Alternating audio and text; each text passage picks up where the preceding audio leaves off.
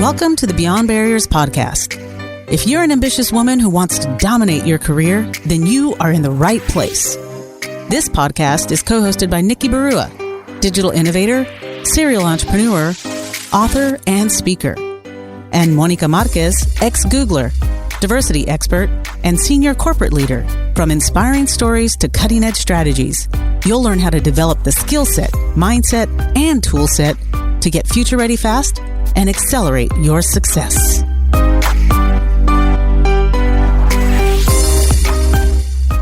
Hi, I'm Monica Marquez, your host for today's episode. Many barriers stand in the way of a Latina interested in a career in STEM.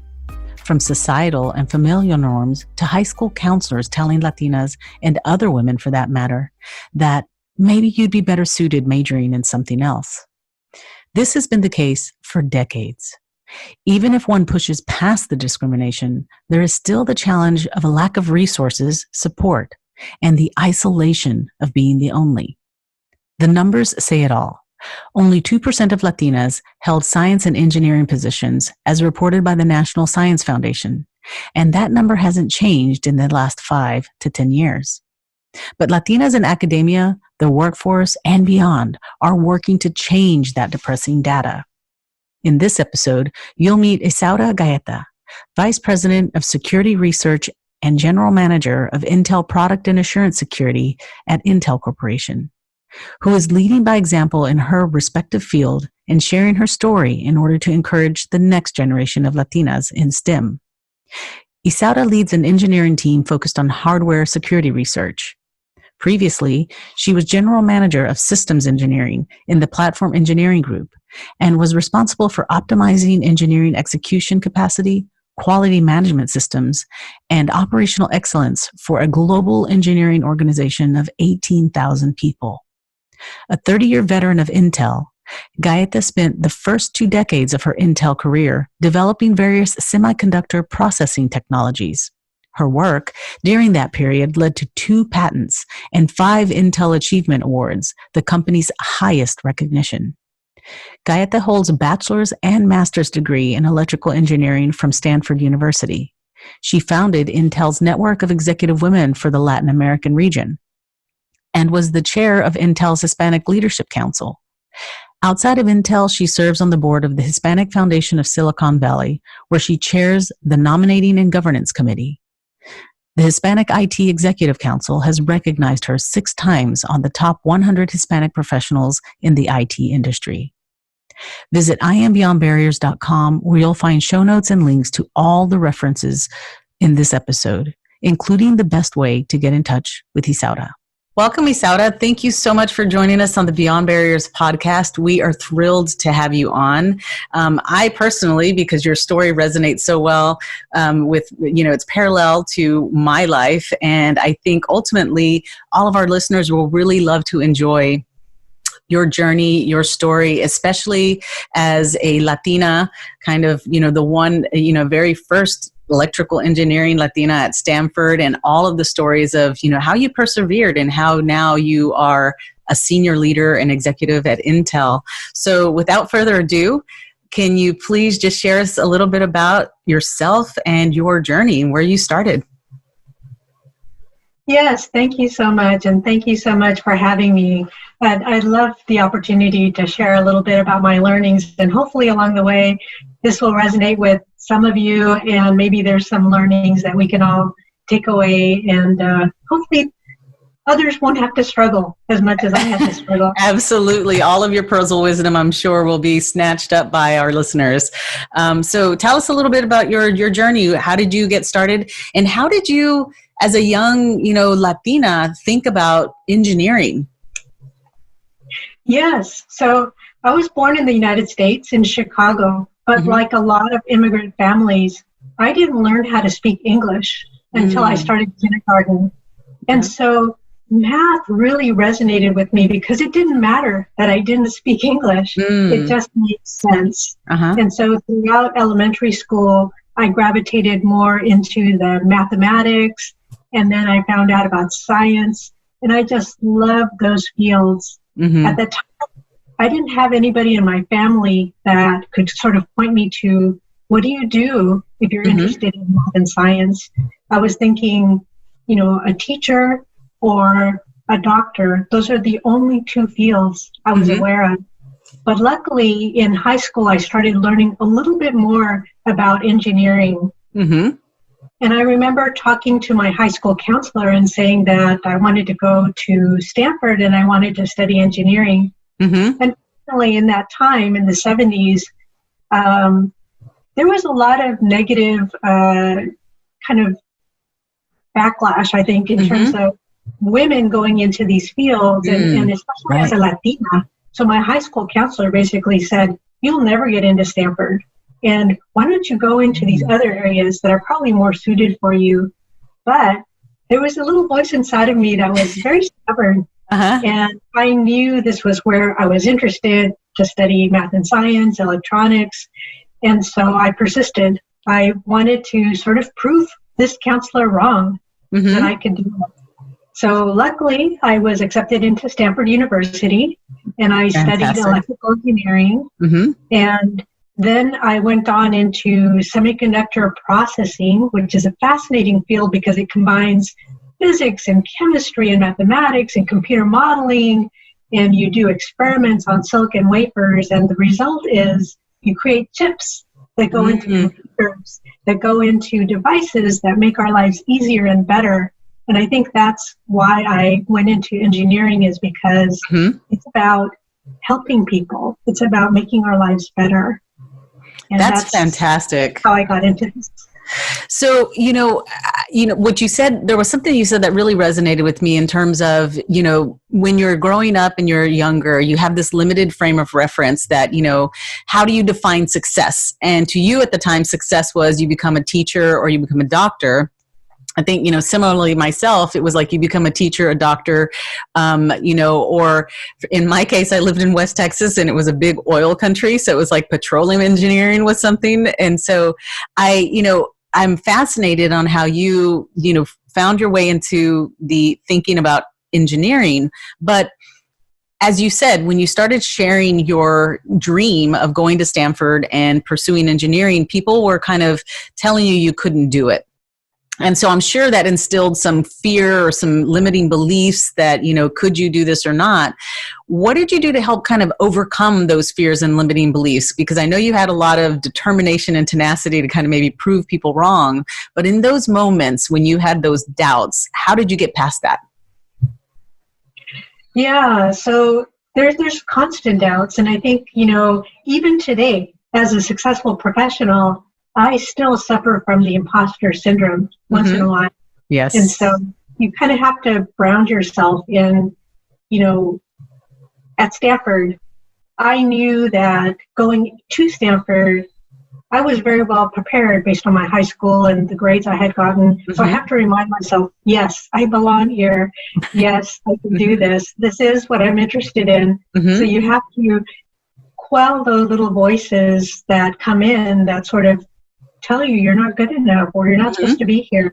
And you have to stand and say, yes, I am supposed to be here. And so I still do it to this day, because that little voice sometimes tries to creep in, and it's like, no, I have my credentials. I have all this history of what I've achieved. You have to sort of name it and say, okay, it's the imposter syndrome again. Be quiet. And, let's keep going forward. So I don't think I've mastered it. It's something that I still deal with, but that's my tip, is to just kind of name it, put it aside, and just keep going forward. No, that's fantastic. I usually tell myself, you name it, you put it in the back seat, and you tell it, I'm still driving. You may be coming along for the ride, but you're not in shotgun. That's fantastic. So being in Stanford and being first generation college, thinking about how important community is, how did you identify and build kind of some, key lasting relationships? How did you find community in a place where you were very much likely, and I'm making assumptions here, but based on research and history, you were probably one of the only. Tell me a little bit about that. What was that like? Yeah, it was actually very difficult when I first started Stanford, because there were very few Latinos at the time, very few Latinas, especially in the engineering classes. And although I was well prepared going in from high school, I did not come from a college prep high school. And so in my classes, there were students who had already taken 2 years of calculus. And here I am, just learning about a lot of these concepts. So initially, I'm kind of on my own, struggling, trying to understand. And I was introduced to the Latino Chicano community at Stanford. And immediately it was a sense of family, a sense of I'm home, a sense of people that understand me, that are going through something similar. And there was a group, the Stanford Society of Chicano and Latino Engineers and Scientists. And there was a junior at the time. He said, come to our meetings, learn what we do. And immediately it was like other pre-engineering students that were like me, that were, first in their families to go to college, that were interested in this space of engineering. And immediately it was very calming and very reinforcing that, yes, I can do this, and very supportive. And so that's basically what really helped me make it through, because going into my individual classes, especially in electrical engineering, at the time, less than 5% were women. Oh, wow. And I think I was the only Latina because I didn't see any until I was in grad school. And so getting that lonely feeling while in the classes, but then afterwards having this community of other engineers who are Latino in mechanical engineering, civil engineering, building that community. Eventually, I ran for president of that organization in my senior year. And not only having that community, but also the opportunity to learn leadership skills to help this organization move forward, and how do we engage externally, how do we bring that next generation in, how do we involve industry and get internships and positions for our members. That helped build tremendous skills for me. So I really credit the Latino community at Stanford for helping me find my way and successfully graduate from the programs. That's fantastic. Now, I can imagine, like you said, going into pursuing an engineering degree is extremely, just rigorous. So thinking about making sure you were committed to your coursework, your classwork, and then of course probably the labs and everything else and projects that you were doing. But then you took on this leadership role, kind of an extracurricular activity per se, that really, to be quite honest, is probably like a second job. What are some of the habits or rituals? Like, how did you balance that, work and extracurricular, and still be successful? What are some of the keys, the habits or rituals that were kind of the key to your success? Yeah, so, I think I needed that opportunity within the club, the group that we were in, to sort of keep me going, because it would energize me, and that would give me that energy to go back in the classes. And, some of these engineering classes are very tough because the concepts are, very theoretical. And, just knowing that I have this organization that I'm part of, and they support me, and I can make it through it. So it was a reinforcing area, having this organization. And so I think it was really, something within me also about not giving up, that persistence from a very young age of, having people say, you're not supposed to be here, you're not supposed to study this, and that little voice saying, yes, you can do this, this is what you want to do, this is why you want to do it. So that persistence kept me going, as well as the community sort of reinforcing that, yes, I belong here, and I didn't want to let them down either. Right. Their leader. So I wanted to be successful too. Fantastic. So fast forward a little bit. Now you are entering the corporate world, and you have been a successful leader at Intel. You've been there for, correct me if I'm wrong, but 25 plus years. Being first generation corporate, tell us a little bit about maybe some of the setbacks or, some of the challenges you faced being first time corporate, and, how did you get past some of those maybe setbacks that you experienced, coming into especially a very male dominated industry, and as well being a Latina? Yeah, so definitely, I think a lot of women engineers will have this very similar story, where you come out of college, you're really excited, you're really well prepared, you go out and you're ready to start, having an impact, and then suddenly it's kind of like, who's this and who are you? And you get sort of these little clues or cues that, just do your work, kind of be quiet, you share your opinion sometimes and nobody says anything, but then a guy shares his opinion. It's like, oh yeah, it's a great idea. Let's try that experiment. So it's a very strange culture. I think a lot of the industry, especially older industries, were created by men. And so that institution sort of reinforces a lot of behaviors that are traditionally masculine. And so my first reaction was to try to act very masculine, wear slacks, try to be, very direct, not, smiling as much and just reporting my data. But it didn't feel natural. It didn't feel natural at all. And so as I became more confident, I realized I could be myself and still be very technical. So you have to kind of work your way through that, trying things. Why isn't my voice being heard? Finding allies that would sort of reinforce your point of view within the team. And the allies could be male or female. And, back then they were mostly male allies. So learning little by little, I had to learn it by myself because there really weren't a lot of people like me in industry at the time. And so I would try something and it didn't work.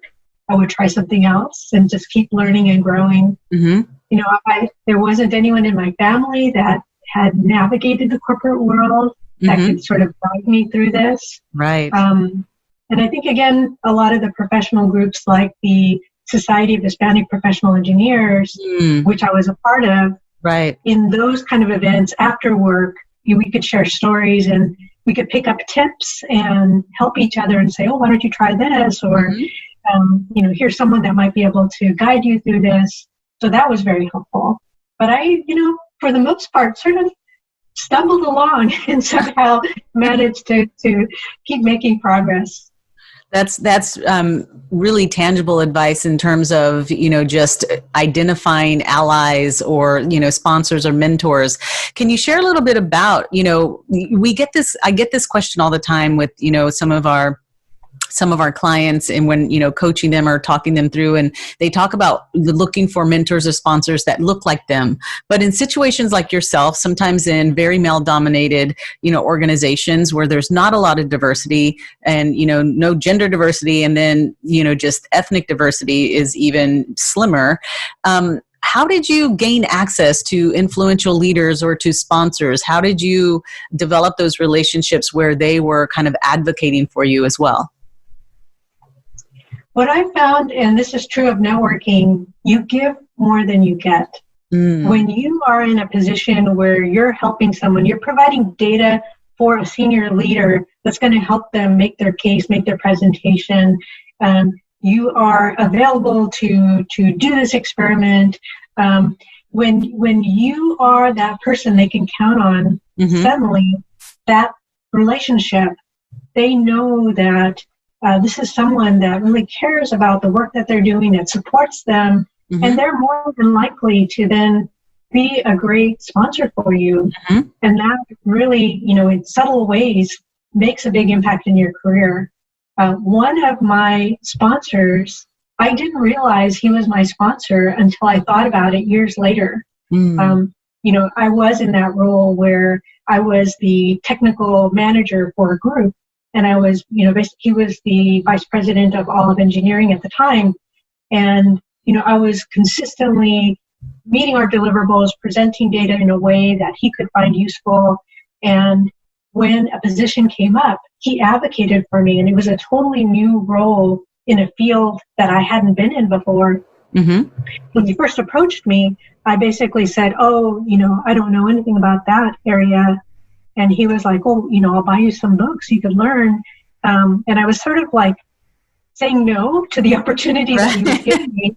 The next day he came back and he said, have you thought about it? Because I really want to announce you as the leader of this new initiative that we're starting. Mm-hmm. Eventually I said yes, and it was very successful. I learned so much from this role, mm-hmm. but he saw something in me that he believed I would be successful in this role in creating this new technology. Mm-hmm. And when I look back, that's sponsorships. When someone's willing to take a risk and pull you up and give you that kind of opportunity. And I kind of think back that the reason he probably did that is because he knew that I was, very consistent, high quality work, and mm-hmm. I had been supportive of what he needed to do as well.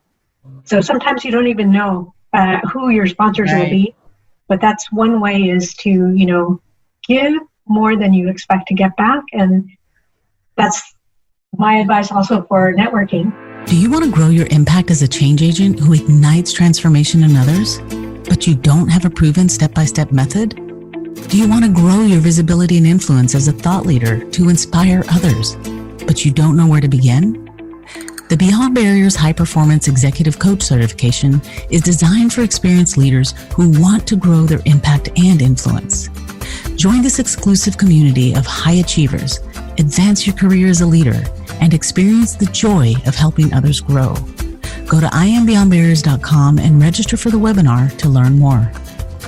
Now, you mentioned something a little earlier that, as you kind of stumbled through your early career and learning how to navigate the corporate culture, that you started gaining confidence and, speaking up a little bit more, especially when you were in those meetings where maybe you voiced an idea and it got kind of glazed over and then somebody else repeats what you say.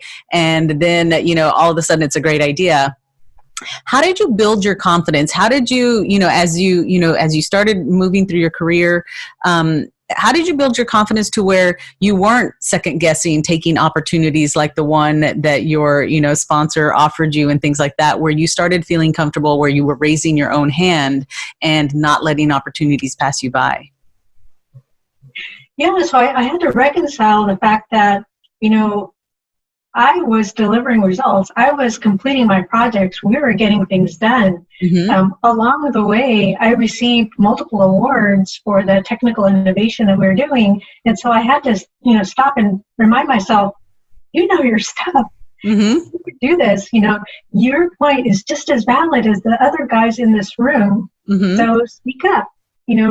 I would hear some of their ideas and some of them are great ideas, but some of them were not. Mm-hmm. And so then it was kind of like, how can I not share this idea, because this is what we need to solve this problem. Mm-hmm. And so just kind of reminding myself that I did have information that was going to be valuable to share. Mm-hmm. And if I didn't share it, then we wouldn't make the progress we needed to make. So just over time, having that data mm-hmm. to back up that, yes, my point of view is valid and I need to share that.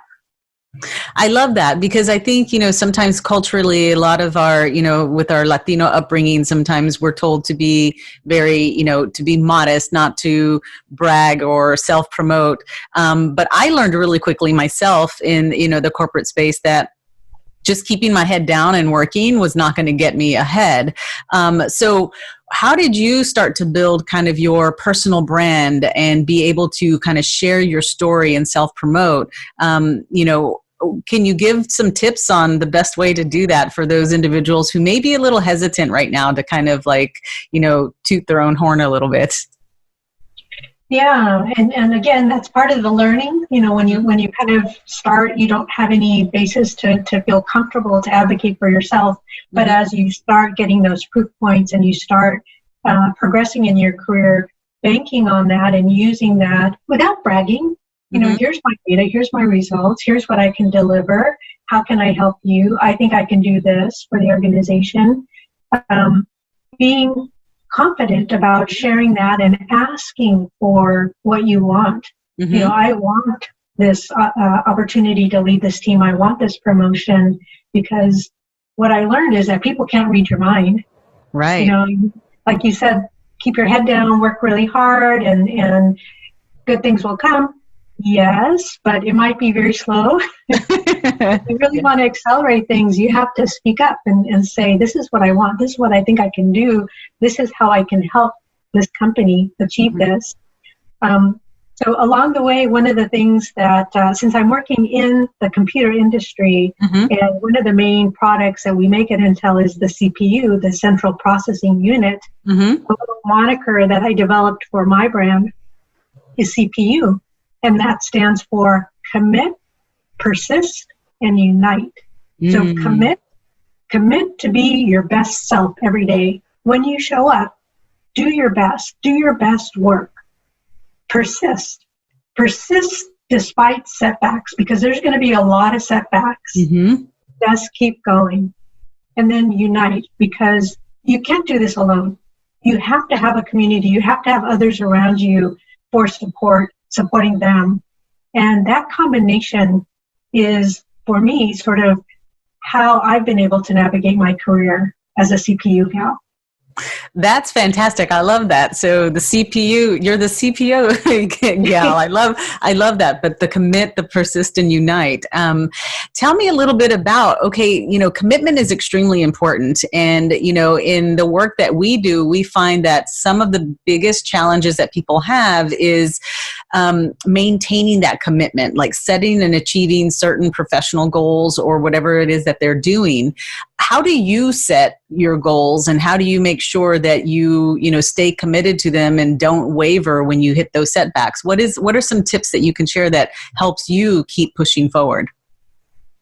So my frame of reference has usually been in like 5-year increments. I'm not the type of person that when I first started, I would say, oh, someday I want to be a VP. I really didn't think that far. I was basically looking within my sphere of what do I want to achieve next and staying focused on that.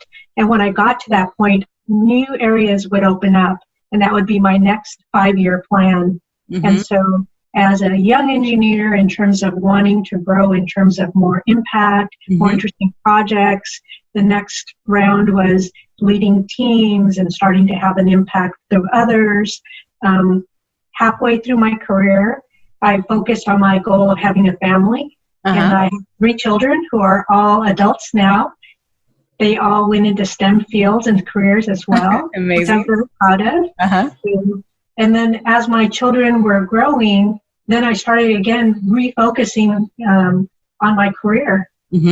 As they got older, I had the ability to travel all over the world and have even bigger impact on the engineering teams globally at Intel.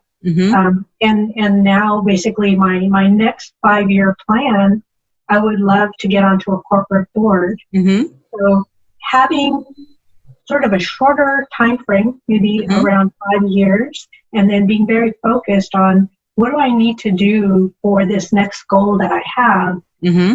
How do I prepare myself? How do I show up?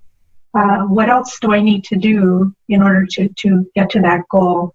And that's been my plan, is just smaller steps. Excellent. And I agree. I think sometimes when we do set that huge goal, sometimes it can be overwhelming, and then you don't really take any steps forward because it's so daunting. But breaking it down into smaller steps and smaller goals is absolutely I would think, the easiest way to go forward. Now, thinking about your career in an industry that is, there's always change, and just in this, world, this digital age of things always changing, how did you make sure that you stayed ahead of the curve in terms of staying up to speed on the new skills and competencies and, techniques, or just even the tech, the tech world? How did you stay ahead? One of the things I love doing is reading.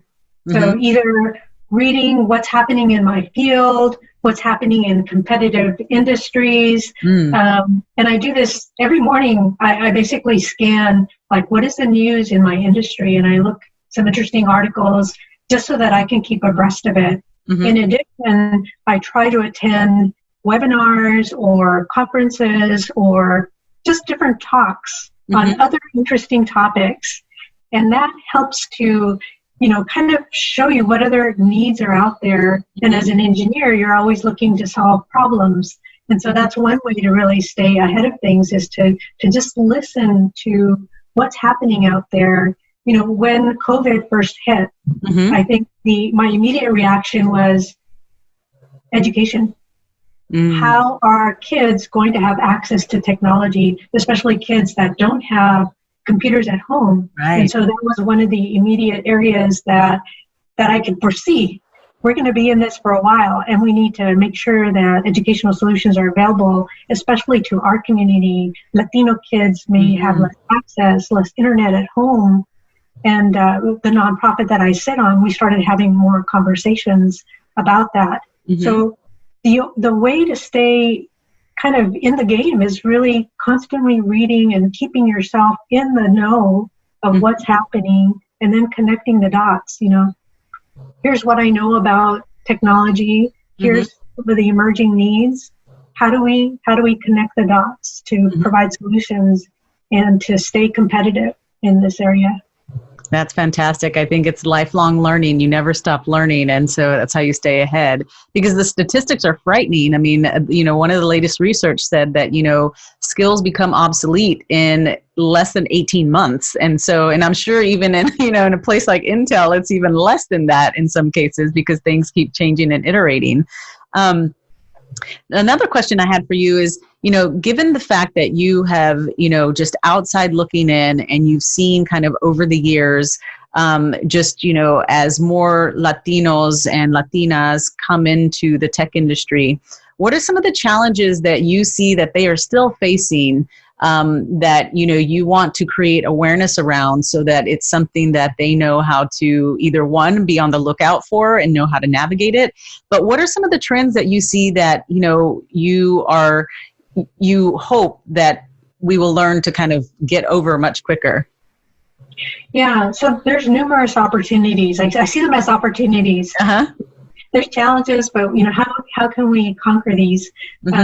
So one of the things that we do not yet have enough of are Latino researchers. We don't have enough women and underrepresented people in areas that are influencing the next generation of technology. And in order to prepare yourself for that, it's best to have a graduate degree.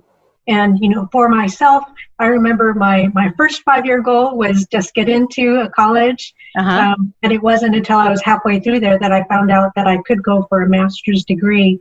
So we need to encourage our young people to, if they're interested and they have an opportunity to keep going, go for that master's degree, go for that PhD.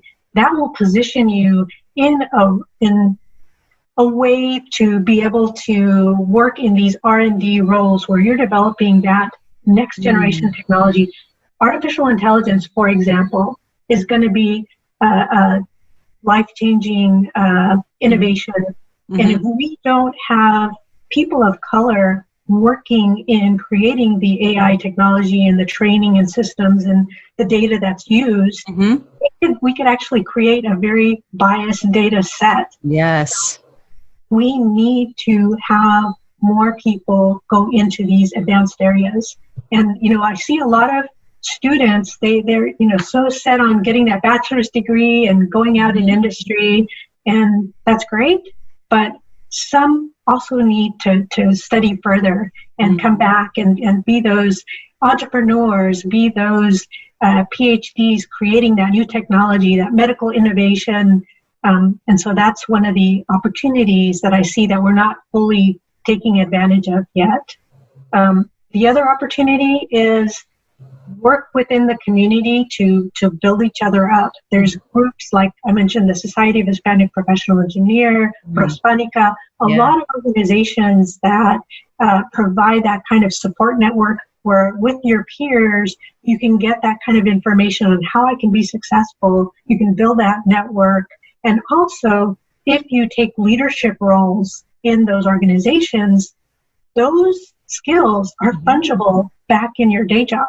If you are a leader of an organization like this and you know how to run a meeting and create an agenda, fundraising, all those are portable skills, and that will only help you in your career. So those kind of opportunities, I think we need to talk more to our young people about taking advantage of those. That's absolutely critical. And I think, from, my days at Goldman, I was fortunate that, my team really started focusing on this concept of product inclusion, of how do you build for the world? And you really do need that diversity of thought on these teams. So I think, what you've pointed out is extremely important in making sure that we're encouraging our community to, pursue that, that higher education, that graduate education, so that they can make sure that they're bringing the points of view and the perspectives of, all of our communities and people. Because like you said, the machine learning can be almost frightening if, like you said, it starts off with just some systemic bias in it already. So I think those are some extremely important points, and I appreciate you sharing those. One question we love to ask, the final question that we like to ask all of our podcast guests, is thinking about women and women accelerating their success, especially in, the digital age.